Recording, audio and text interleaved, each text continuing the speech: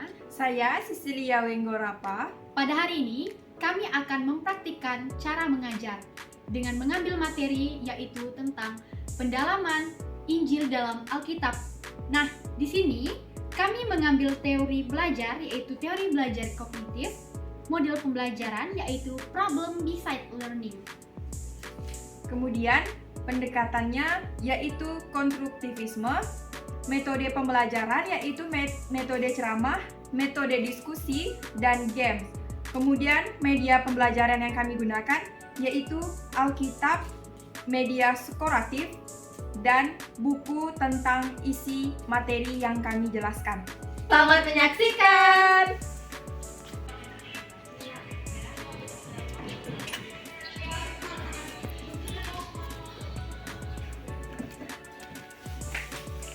Selamat pagi anak-anak.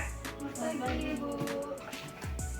Sebelum kita memulai pelajaran kita, siapa yang berani maju ke depan untuk memimpin doa? Saya, Bu. Silakan Fitri maju ke depan. Baiklah, sebelum kita belajar, marilah kita berdoa. Kita angkat anak dalam Tuhan kita Yesus Kristus dan Bapa dan Putra dan Roh Kudus. Amin. Allah Bapa yang bertahta dalam surga, terima kasih atas perlindungan-Mu pada hari ini sehingga kami bisa berkumpul di sekolah ini. Ya Bapa, sebentar lagi kami akan memulai pelajaran kami, kiranya Engkau memberikan kecerdasan kepada kami sehingga kami dapat memahami apa yang Ibu kami sampaikan. Hanya ini doa anakmu dengan Kristus Tuhan dan pengantar. Doa dan Oke, terima kasih ya Fitri. Anak-anak, ada yang masih ingat kita kemarin mempelajari tentang apa? Pasti Bu, Apa Fitri? Ayo. mempelajari tentang Injil Bu. Oke, terima kasih. Tepuk tangan untuk Fitri. Kamu yang baju coklat, kamu tahu nggak apa itu Injil? Kan sebelumnya sudah Ibu jelasin apa itu Injil. Ayo. Injil itu menurut saya menceritakan tentang kisah hidup Yesus. Oke, tepuk tangan untuk Dita. Dita kan namanya? Iya Tepuk tangan. Nah, anak-anak, materi kita pada hari ini berkaitan dengan materi yang telah Ibu jelaskan di minggu yang lalu.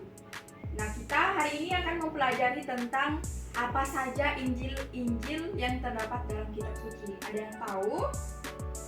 Nggak tahu Bu. Oke, di sini Ibu akan menjelaskan tentang Injil-Injil yang terdapat di dalam kitab suci. Yang pertama itu ada Injil Markus, Matius, Yohanes, dan Lukas. Di dalam Injil Markus ada berapa bab? Ada kitab suci kan? Coba dibuka. Injil Markusnya ada berapa bab? Ayo dilihat. Ada 8 bab Bu. Injil Markus. Ini Matius. Maaf Bu, salah Bu. Nggak apa-apa. Ada 14 bab Bu. Coba dilihat betul-betul lagi. Ada berapa bab? Kamu udah ketemu? Injil Markus.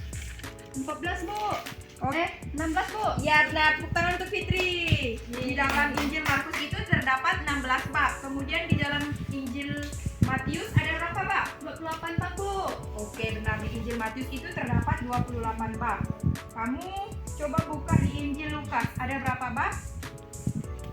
Injil Lukas. Ada berapa bab? Lukas sudah ketemu ada berapa bab? 24 Bu.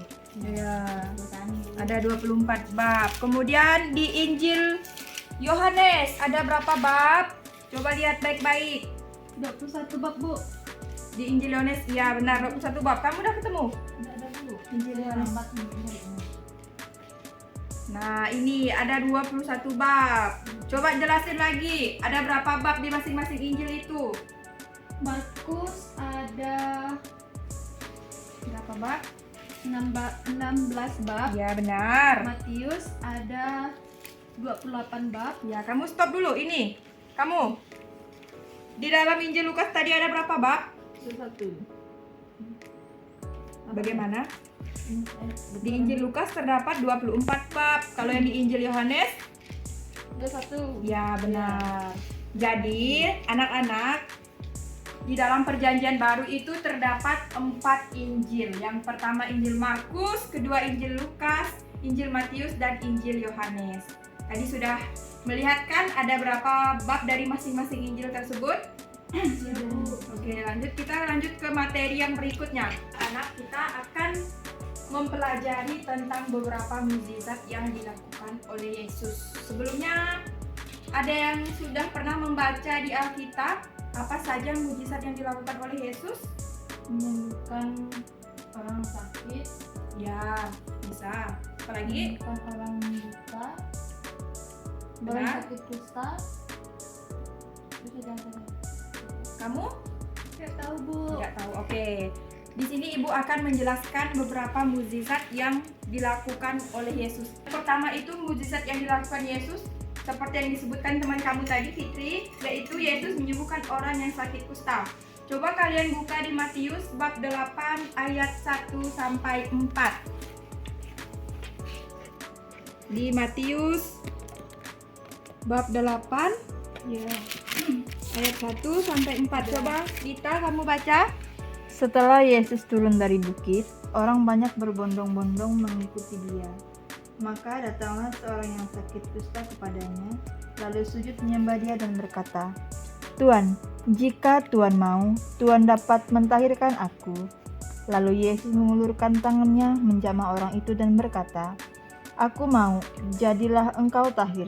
Seketika itu, tahirlah orang itu daripada kustanya. Lalu Yesus berkata kepadanya, "Ingatlah, jangan engkau memberitahukan hal ini kepada siapapun, tetapi pergilah, perlihatkanlah dirimu kepada imam dan persembahkanlah persembahan yang diperintahkan Musa sebagai bukti bagi mereka." Oke, sudah membacanya kan? Orang yang sakit kusta itu hidupnya sangat menderita. Tidak hanya secara fisik tetapi juga secara sosial. Karena apa? Karena mereka disingkirkan oleh masyarakat. Kemudian yang kedua itu Yesus menyembuhkan hamba seorang perwira. Bisa dibaca di Matius bab 8 ayat 5 sampai 13. Coba kamu Fitri baca Ayat 5 sampai berapa tadi, Bu?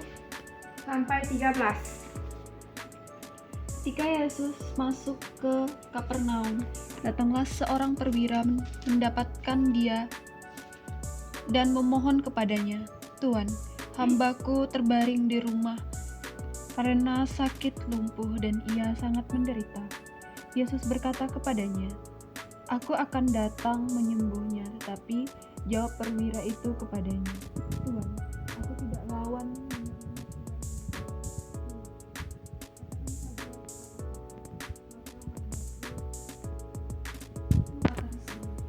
sebab aku sendiri seorang bawahan dan di bawahku ada pula prajurit. Jika aku berkata kepada salah seseorang, prajurit itu pergi, maka ia pergi, dan kepada seorang lagi datang, maka ia datang, ataupun kepada hambaku, kerjakanlah ini, maka ia mengerjakannya." Setelah Yesus mendengar hal itu, heranlah ia dan berkata kepada mereka yang mengikutinya, "Aku berkata kepadamu, sesungguhnya iman besar ini tidak pernah aku jumpai pada seorang pun di antara orang Israel. Aku berkata kepadamu, banyak orang akan datang dari timur dan barat dan duduk makan bersama-sama dengan Abraham, Ishak dan Yakub di dalam kerajaan surga, sedangkan anak-anak kerajaan itu akan dicampakkan ke dalam kegelapan yang paling gelap. Di sanalah akan terdapat rapat dan kertak gigi. Lalu Yesus berkata kepada perwira itu, "Pulanglah dan jadikanlah kepadamu, dan jadilah kepadamu seperti yang engkau percaya." Maka pada saat itu juga sembuhlah hambanya. Oke, sudah dibaca kan Yesus menyembuhkan hamba seorang perwira di Kapernaum. Kemudian ada mujizat Yesus yang ketiga, yaitu penyembuhan ibu mertua Petrus dan orang lain. Yang keempat, angin ribut diredakan. Yang kelima, 2 orang yang kerasukan setan itu disembuhkan Yesus. Kemudian orang lumpuh disembuhkan. anak kepala rumah ibadat dan perempuan yang sakit pendarahan. Yang ke-8 itu Yesus menyembuhkan mata 2 orang buta. Yang ke-9 seorang bisu disembuhkan. Kemudian yang 10 belas kasihan Yesus terhadap orang banyak. Anak-anak, di sini ibu akan memberi penjelasan tentang siapa sih yang mengarang Injil. Anak-anak, ada yang tahu siapa pengarang Injil? Ayo. Yohanes, Bu. Yohanes, kamu? Tuhan Yesus. Oke, nggak apa-apa. Bukan Tuhan Yesus ya, dan bukan juga Yohanes. Tetapi menurut para bapak gereja, pengarang Injil itu ialah Rasul Matius si pemungut cukai. Siapa tadi? Rasul Matius si pemungut cukai. Ya, Rasul Matius si pemungut cukai. Jadi nanti kalau misalnya nih ditanya, siapa pengarang Injil? Anak-anak semua harus menjawab, yaitu Rasul Matius si pemungut cukai. Oke, seperti itu ya. Nah, anak-anak, kalian sudah mempelajari dan mendengarkan materi yang sudah disampaikan oleh Ibu tadi, yaitu terkait dengan mujizat-mujizat dan pengenalan Injil, serta ada berapa bab-bab dalam Injil. Nah, untuk menambah nilai kalian pada semester ini, Ibu ada satu cara penilaian, yaitu games. Nah, gamesnya ini anak-anak, jadi Ibu akan menyampaikan pertanyaan, melontarkan pertanyaan kepada kalian. Kalian maju ke depan. Nah, terus dari pertanyaan itu siapa yang bisa menjawab akan mendapatkan poin. Bisa? Yakin? Bisa nggak? Oke, silakan maju. Nah, jadi anak-anak permainannya tuh seperti ini. Misalnya Dita di depan. Nah, Fitri di belakangnya Dita. Jadi pertanyaannya itu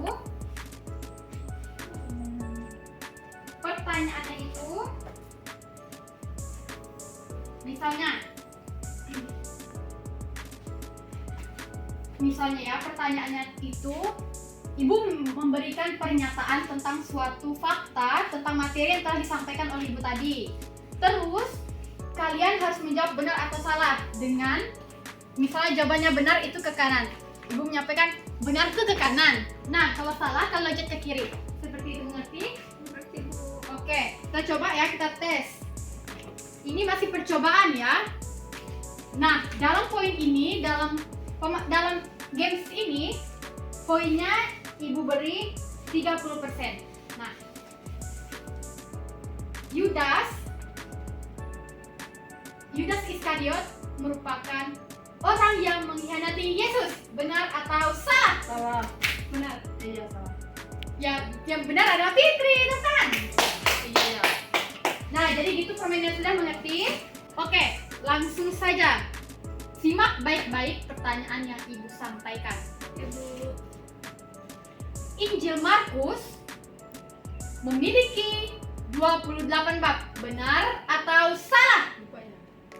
1, 2, 3. Salah. Jawabannya benar adalah punya Fitri. Tepuk tangan untuk Fitri. Aduh. Yang berapa tuh?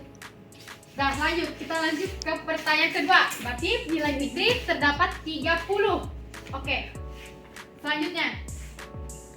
Pengarang Injil pertama adalah Rasul Matius si pemungut cukai. Benar atau salah? Benar. Oke, jawabannya benar. Tepuk tangan temannya. Berarti poin Fitri itu ada 60 dan Dita masih 30. Nah, jadi diam. Kamu harus diam. Oke. Di pertanyaan yang terakhir itu poinnya tinggi, yaitu 40. Jadi siapa yang nilainya di atas rata-rata itu dinyatakan menang, dan yang di bawah rata-rata nilainya di bawah 65 dia akan dihukum bernyanyi. Oke, bernyanyi itu dengan menggunakan gerak. Lanjut. Jadi nanti kalau kalian jawab benar atau salahnya itu langsung gercep, jangan nunggu temannya. Jadi itu seperti mencontek ya. Oke, langsung saja. salah satu mujizat yang dilakukan Yesus adalah menyembuhkan orang yang sakit kusta. Benar atau salah? Benar. Yeay! Kita beri tepuk tangan untuk kalian berdua. Jadi, sudah tahu pemenangnya siapa? Siapa ayo? Pemenangnya ialah Fitri. Tepuk tangan untuk Fitri. Jadi, kamu dihukum. Oke, kamu dihukum nanti pas akhir. Duduk, silakan duduk. Nah, tadi siapa yang dihukum? Fitri Bu. Dita. Kok Fitri sih? Siapa? Fitri? Dita. Dita. Nah, Dita, sebagai hukumannya kamu maju ke depan. Maju sekarang. Maju. Dua lagu. Ya. Satu lagu. Kamu mau nyanyi lagu apa? Makan. Berdiri Fitri, berdiri. Kita berdiri bersama-sama. Nah, jadi tadi itu kita kan mempelajari tentang kitab suci. Jadi ibu mau kamu menyanyikan lagu baca kitab suci, bisa dengan gerakan? Oke, langsung saja. 1, 2, 3. Baca kitab suci. Ikut Fitri. Doa tiap hari, doa tiap hari, doa tiap hari. Baca kitab suci, doa tiap hari kalau mampu. Kalau mau tumbuh, glory haleluya, baca kitab lain. Glory haleluya, baca kitab suci, doa tiap hari kalau mampu. Udah Bu. Oke, karena Dita kurang serius dibandingkan Fitri, jadi nanti yang mimpin doa itu adalah Dita. Oke, silakan duduk kembali. Nah, ya Bu. anak-anak, jadi kita pada hari ini itu sudah mendengarkan tentang materi, yaitu tentang mujizat, tentang pengenalan akan Injil-Injil dan Alkitab, serta mempelajari tentang isi-isi bab dalam Injil. Jadi ibu mau bertanya lagi untuk pemahaman kalian pada hari ini. Apa saja mujizat yang dilakukan oleh Yesus dalam Injil pada hari ini? Ada yang bisa sebutkan kembali apa saja yang sudah kita bicarakan tadi? Menyembuhkan orang yang sakit kusta, Ya. Terus? kan orang yang buta, Ya. Apa lagi? menyembuhkan perempuan yang mengalami pendarahan, Pendarahan. Oke. Selanjutnya apa lagi? Redakan nanya dulu. Apa lagi? Sebutkan apa lagi? Tidak hanya itu saja.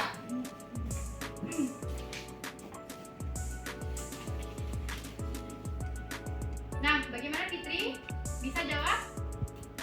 Nah, Dita, bagaimana jawabannya? Tadi kan sudah disampaikan oleh Fitri bahwa Fitri menjelaskan bahwa orang menderita sakit kusta ini menjauhi dirinya dari orang lain. Mengapa? Apa sebabnya? Mengapa dia bisa menderita? Karena apa? Mengapa ia bisa menderita? Iya.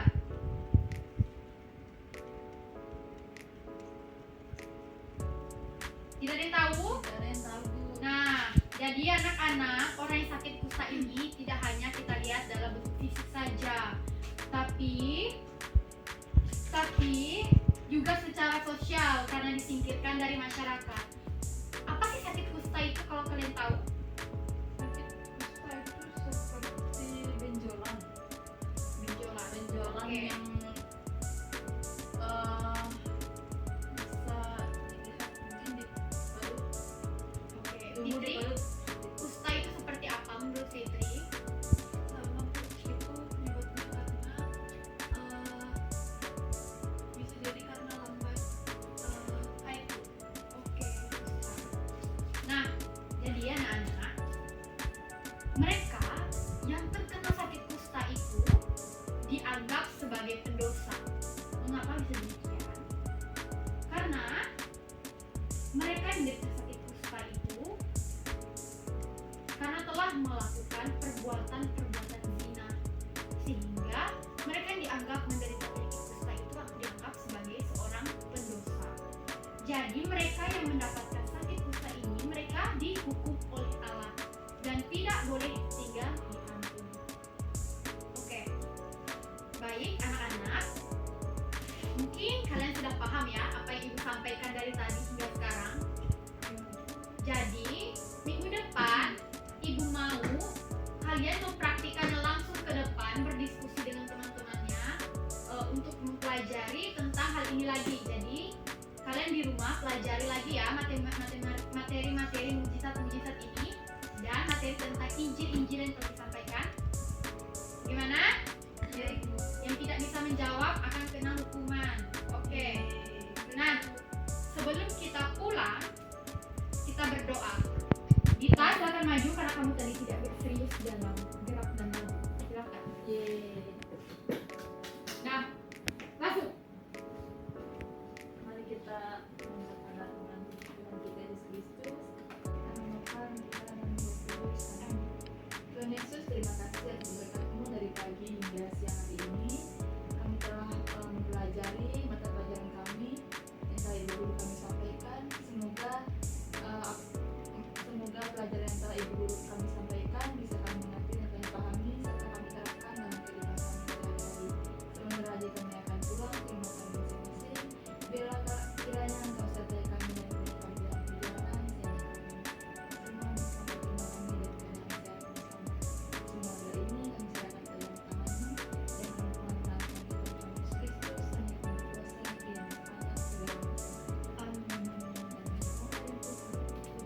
Oke, silakan duduk kembali Dita. Oke, jadi pesan Ibu ialah pelajari kembali materi yang telah Ibu sampaikan itu tentang apa? Bisa sebutkan kembali Dita? Menyembuhkan orang yang sakit. Bukan materi utama. Injil, belajar tentang Injil. Oke, Injil. Terus apa lagi?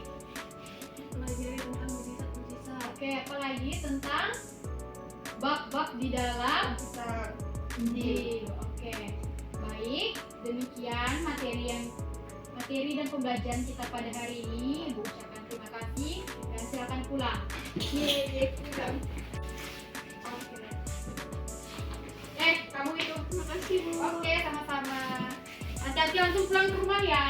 Gak usah kelayakan kemana-mana lagi. Malas. Gimana ya? Gimana kita siap pelajaran?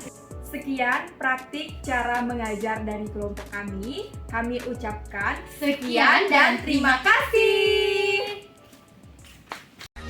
지가방 안엔 굳은 다짐이 the backpacker 우리는 backpackers yeah we the backpacker 내가 묻은 신발이 바래져도 backpacker 우리는 backpackers 출발은 언제나 겁없이 시작부터 맨발 내 눈에 싹 다